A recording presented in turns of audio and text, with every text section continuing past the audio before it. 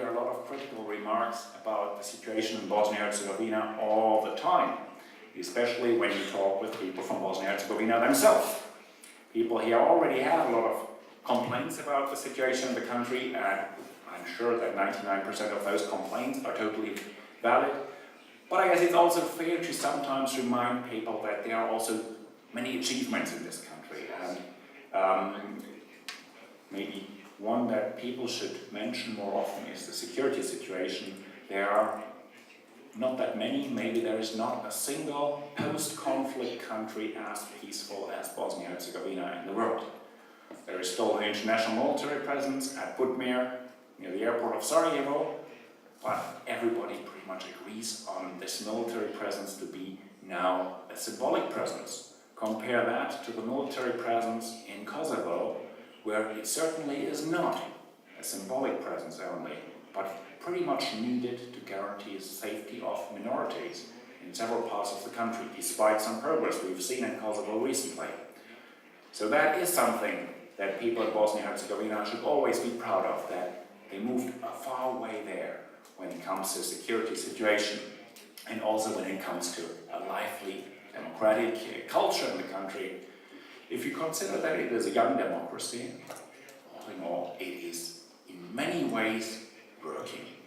It is not working perfectly, but democracy does not promise perfection, and democracy is not working perfectly in any country in the world. It is not working perfectly in Germany. So also in Germany, there's a lot of room for critical journalism and a lot of room for improvement still. So having said that, still we believe that it is important to improve the situation of critical journalism here in the country, because we are aware that critical journalism is a cornerstone for functioning democratic process. And there I come to that reporting that I mentioned at the beginning, reporting being done by the German embassy about the situation of media here in the country. And there one number has come up in my latest report on the situation here, and that is the number 68. And 68, that is the position of Bosnia-Herzegovina in the latest World Press Freedom Index. Position 68 in the World Press Freedom Index, that's maybe enough to get into the European Union, because they are members of the European Union which are behind that. There is Greece, which is number 84, and I wrote that down. There is Bulgaria, which is number 87. So if Bosnia-Herzegovina would join the European Union tomorrow, it would not be on the bottom of EU member countries when it comes to press freedom. So that is great news. But is it something to be proud of? Is it some position to be happy about? Certainly not, if you consider that just 7 years ago, in 2006, Bosnia-Herzegovina was number 19. I don't want to bore you with too many numbers, so that will be the last number I mention. But I think it is such a dramatic drop from number 19 to number 68 that in that case it is justified to mention the numbers. Now, we have a lot of discussion in the international community in Sarajevo about this drop. And I would love to hear your opinions about it. I would love to hear what you have to share on that. I also want to quite frankly tell you that not everybody in the international community, in the German embassy, can quite follow why that drop was so dramatic. We do see some problems. We do see some incidents of threats against journalists, but we are not quite sure if really the situation decreased so dramatically as these numbers suggest. So that is something where our reports sometimes become a bit vague and citing different opinions. And as I said, I would love to discuss it a bit with you, how you see that. As I said, we are well aware of some incidents of threats against journalists. We are aware of political problems, and that most recently included legislation in Republika Srpska challenging the independence of public broadcasting, which is something that we had already seen earlier in the Federation. And in both cases, we publicly criticized it, we together with our European Union partners. And that is something that we are worried about, because we believe in a country like Bosnia and Herzegovina, the public broadcasting should play a very important role in controlling government, and of course it cannot do so if it is not independent, if this independence is not really guaranteed.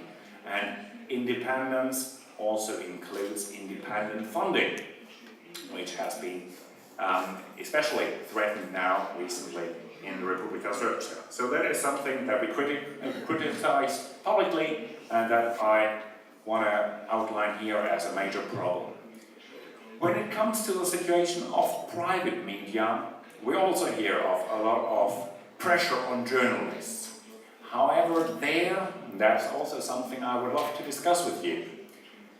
I understand that most of the pressure does not come from government, but comes from the owners of media entities. The owners of newspapers, the owners of TV and radio stations. And we have here a country with less than 4 million inhabitants and falling. A relatively small market with a stagnating economic situation. Just before coming here, I had a chat with the mayor of Konitz, who told me about the results of the recent census, and told me that the number of citizens of the beautiful city of Konitz now is down to 27,000, which he clearly was shocked about.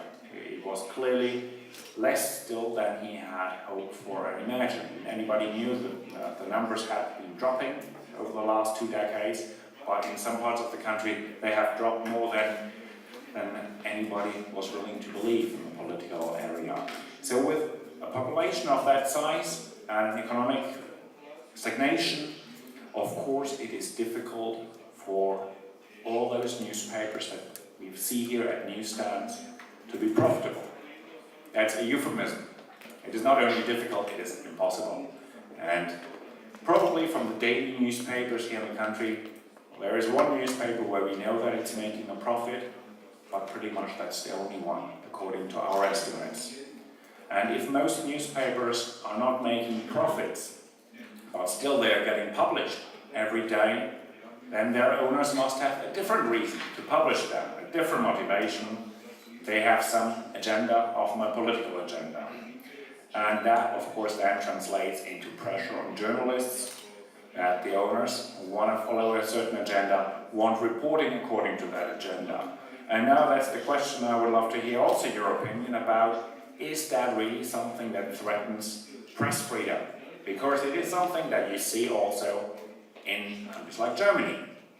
In Germany, the biggest newspaper publishing group lets every journalist who starts working for them sign a declaration. And in this declaration, every journalist has to write down that he or she affirms that they support the transatlantic friendship with the United States and they support the existence of the State of Israel.